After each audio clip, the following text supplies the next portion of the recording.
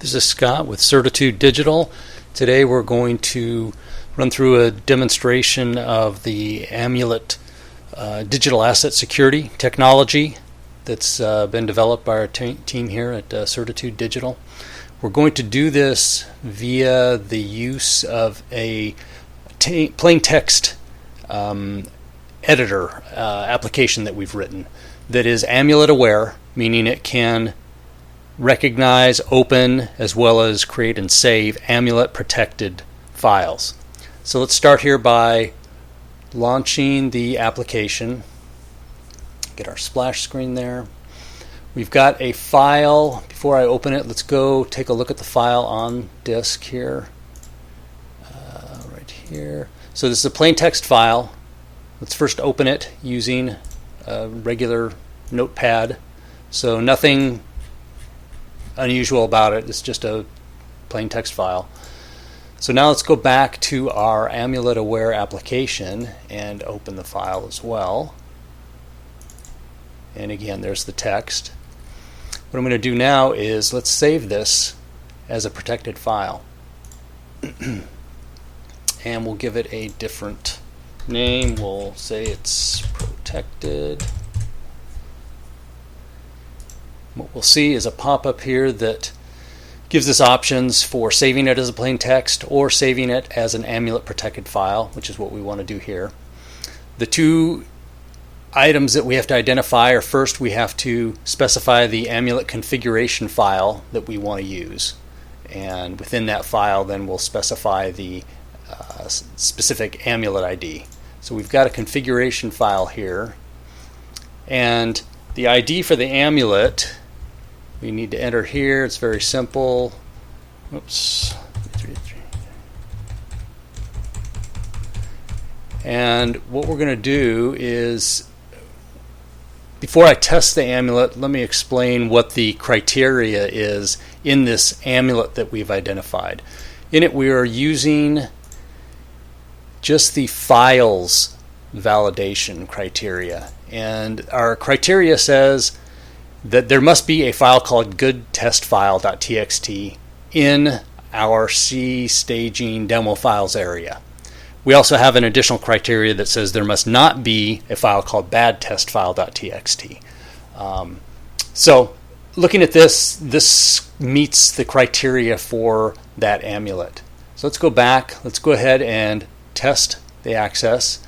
Our AMULET configuration file was submitted, and now it's going to make a request, a lease request, to see if the access is approved. And it is. So that's what we want to see. So, and then we've got some debug information. We'll ignore that for the demo here. So we've tested it. Let's go ahead and click OK to save this. It's letting me know once I've saved this plain text file as an AMULET protected file, I no longer can save it as a plain text file. So I can't go back. That's okay. So the file is still sitting there. Let's close it. Let's now launch a Hex Editor to go take a look at our protected file. And I'm using a Hex Editor because the enciphered file, if you try and open it in a in Notepad, I mean it looks pretty bad. So, oops. So here at least it's able to control the display a little bit. So here's the header, just our standard header plain text file. Below that is the content of the file, and you can see it's all a bunch of enciphered text. I mean, just a bunch of gobbledygook. So we have an enciphered file. Let's close this, and now we will go back and open the file. So using our Certitude text editor, again our demo app that is AMULET-aware, it's now going to open, we're now going to open that AMULET protected file. And so that's this guy here. So open it, and there it is. So it opened, recognized it as an AMULET protected file. It's able to decipher it. And we're seeing it because the criteria from the AMULET have been met. So let's go mess up that criteria. let's change it so that good test file.txt does not exist here. So we'll just change the file name. Now, when we attempt to open the file, it says, hey, this was rejected. Now what it will do though is it will display the header from that file, letting us know it is an Amulet protected file, and then it just doesn't display all the enciphered text. So we can close this, and let's see. Let's go back and restore our criteria so that we can open that file. And then what I want to do is I want to save it as a different name, and then we'll compare the files, because there's another special aspect of the Amulet technology. So I'm going to save it. We're back in the familiar dialog, only this time it's already been populated with our last entries. Already selected Amulet protected. It's plugged in our Amulet config file, and it's selected our Amulet ID. Before I save this, let's take a quick look at the Amulet Editor to get a feel for what is what's involved in the Amulet. So it's saying you must be logged in as an administrator. So I'm going to select the configuration file, and then it's requesting me to enter in the registration ID. So this is another secret key for the that would have to be known by the author.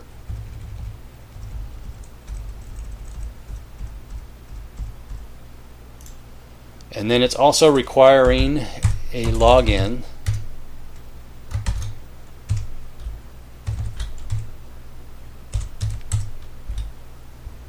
And now we're able to see the Amulet that is in this Amulet config file, and now you can see all the validations that are available. Now what we're using is we're just using this validate files, and we're not even using a lot of the options within the validate files. Let's take a quick look at this one.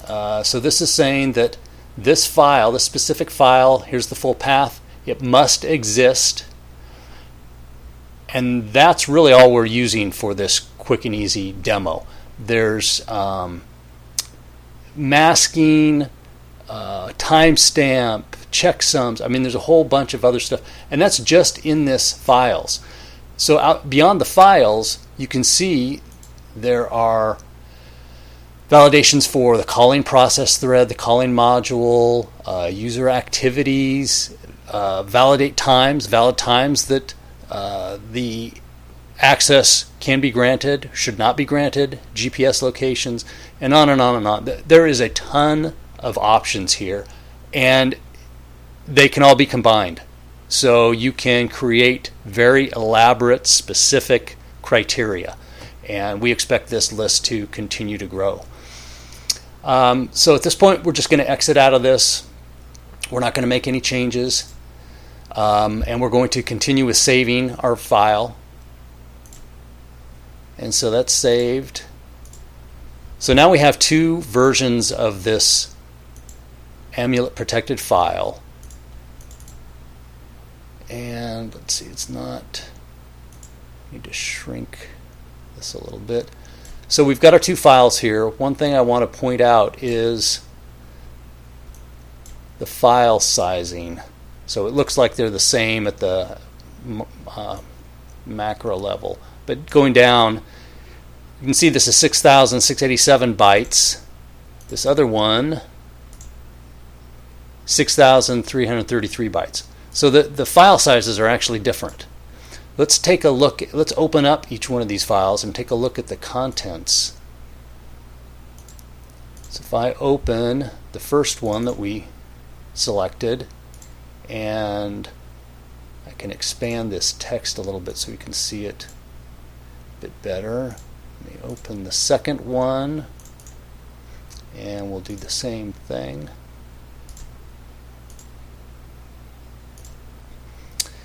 And then this window should let me tile them. And I'm going to go past the header text for each one of these. So let me just scroll down, and then the same thing on this one. I think this is probably spilling off the viewable recording screen here. Let's go down. So we've got the .com. Whoops. We've got the .com line, and we've got the .com line up here. You can see the file, the contents of the files are different. A little difficult to compare, but if you just start on the top line, all this enciphered text or content is going to be different. So you have different file sizes, the content is different, and if we were to continue to save additional copies of this file, again, it's all the exact same plain text from our original file used to generate these files. If we were to save it over and over and over, each time, each file would be different. The content, the sizing. So let's close this. Let's go back and open this file one more time. So this is our second copy, and it's open, and there it is. So that's the Amulet technology, digital asset security technology, produced by Certitude. Please check out our website at certitudedigital.com for more information, and thank you.